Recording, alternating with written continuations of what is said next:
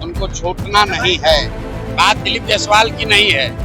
बिहार में जो 100 सबसे ज्यादा भ्रष्ट नेता और मंत्री हैं, उनको मैं आग्रह कर रहा हूं कि आप लोग अभी से भगवान का पूजा करना शुरू कर दीजिए, क्योंकि अगर कहीं जन स्वराज की सरकार बनी तो ये 100 भ्रष्ट नेता और अफसरों को जेल जाना है और इनके परिवार से, आने वाली पीढ़ी से इनका एक एक पैसा वसूला जाएगा। कि राजद वाले बूढ़े शेर की तरह हैं, भ्रम में मत पड़िए। इन्होंने अपना चरित्र नहीं बदला है। जीत कर आएंगे तो चोरी, बदमाशी, अपहरण, रंगदारी ही करेंगे। जैसे शेर बूढ़ा होकर शाकाहारी नहीं हो सकता है, वैसे राजद वाले जीत कर आने के बाद सही नहीं हो सकते हैं। ये लूट मार, अपहरण, जंगल राज के द्योतक है। कहीं गलती से जीत गए तो यही काम करेंगे। नमस्ते, मेरा नाम है शुभम और आप देख रहे हैं बिहार मिरर। बिहार की राजनीति इस वक्त दिलचस्प मोड़ पे है। चुनावी साल, कुछ महीने का वक्त, बिहार विधानसभा के चुनाव होने हैं। बिहार की राजनीति में इस वक्त तीसरे फ्रंट के रूप में प्रशांत किशोर की पार्टी जन स्वराज को लेकर के जो हलचल है वो तेज है। और हाल के दिनों में प्रशांत किशोर जम करके, चाहे वो एनडीए खेमा हो या फिर महागठबंधन खेमा, लगातार प्रशांत किशोर इन दोनों ही खेमे पे बरस रहे हैं। देखिए, हाल के दिनों में प्रशांत किशोर ने कहा कि अगर जन स्वराज की व्यवस्था आती है तो फिर कई भ्रष्टाचारी अधिकारी से लेकर के कई नेता होंगे जिन पे गाज गिरेगी।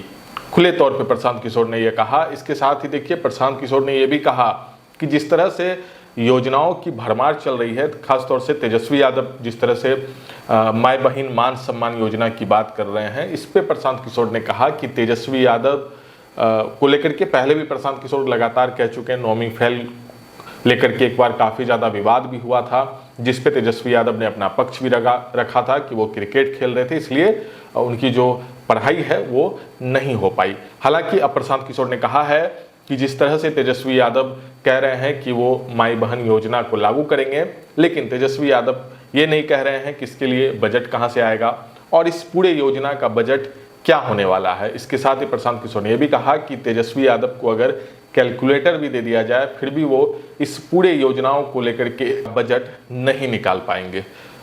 प्रशांत किशोर लगातार कह रहे हैं कि या तो वो अर्श पे रहेंगे या तो उनकी पार्टी फर्श पे रहेगी। देखिए, प्रशांत किशोर हाल के दिनों में बीबीसी को इंटरव्यू में कहा कि या तो जनस्वराज की व्यवस्था बिहार में आएगी या फिर वो पूरी तरह से सड़क पे रहेंगे। प्रशांत किशोर ने यह भी कहा कि उनके चुनाव लड़ने की जो संभावना है वो पार्टी तय करेगी। हालांकि प्रशांत किशोर के इस पूरे इंटरव्यू को देखने के बाद कई सवाल भी थे कि क्या प्रशांत किशोर एक नई चुनावी रणनीति के तहत बिहार में सियासी दांव खेल रहे हैं, क्योंकि प्रशांत किशोर ने कहा कि वो चुनाव लड़ेंगे या नहीं लड़ेंगे वो पार्टी की कोर कमेटी तय करेगी। लेकिन हाल के दिनों में प्रशांत किशोर ने कहा कि उनके पास चुनाव लड़ने के दो विकल्प हैं, एक उनकी कर्मभूमि और दूसरा जन्मभूमि। करगहर की सीट है और दूसरा राघोपुर की सीट।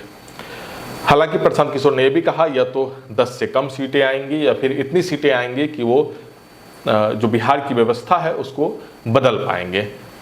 अलायंस को लेकर के हमेशा से जनस्वराज का यह पक्ष रहा है कि वो गठबंधन को लेकर के किसी भी स्थिति में सामने नहीं आएंगे। इसके बाद प्रशांत किशोर ने कहा कि जिस तरह से बिहार की राजनीति में एक तरफ विकल्प को लेकर के बिहार के लोगों के पास कोई विकल्प नहीं है, चाहे वो भाजपा से डर करके, जेडीयू से डर के, एनडीए खेमे से डर करके एक तरफ महागठबंधन की तरफ जाते हैं और महागठबंधन से डर करके एनडीए की तरफ आते हैं। लेकिन अब बिहार के लोगों को तीसरा विकल्प मिला है, तीसरा फ्रंट मिला है। और देखिए, प्रशांत किशोर की भूमिका को लेकर इस वक्त बिहार की राजनीति में जो हलचल है वो तेज है।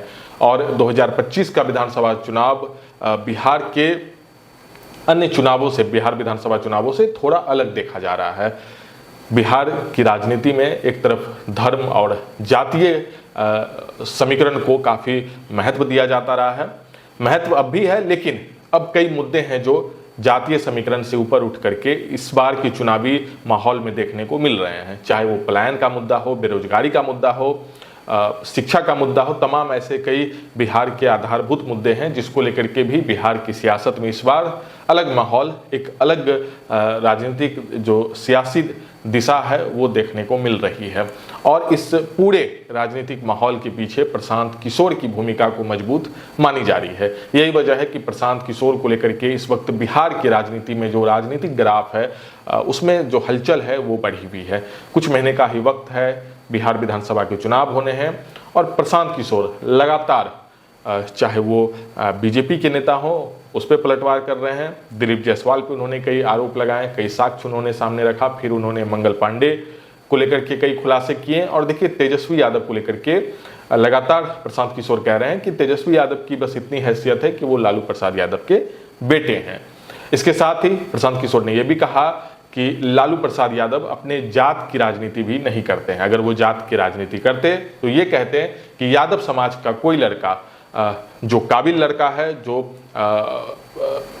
बेहतर विकल्प के साथ बिहार की राजनीति को बदल सकता है, तो उसके लिए आवाज उठाते हैं। लेकिन लालू प्रसाद यादव कहते हैं कि सिर्फ उनका बेटा जो है वो सत्ता संभाले और बाकी जो यादव समाज के लोग हैं वो उनको समर्थन दे। तो उस पर प्रशांत किशोर कहते हैं कि वो जात की राजनीति नहीं करते हैं बल्कि अपने परिवार की राजनीति करते हैं। तो लगातार बिहार की सियासत में उठापटक तेज हो गई है। प्रशांत किशोर दमखम के साथ चुनावी मैदान में है और 2025 का बिहार विधानसभा चुनाव कई मायने में एक अलग रुख अपनाता हुआ दिख रहा है। हालांकि प्रशांत किशोर का एक अपना दावा है, एक अपना राजनीतिक समझ है, जिस समझ से प्रशांत किशोर ने उस बीबीसी को दिए इंटरव्यू में कहा कि या तो जनस्वराज अर्श पे रहेगी या तो फर्श पे। अगर कुछ विधायक बन भी जाते हैं, कुछ सीट जनस्वराज के खाते में आ भी जाती है, तो वो सड़क पे रहना पसंद करेंगे। आपकी क्या राय है, आप इस वीडियो के कमेंट सेक्शन में लिख सकते हैं।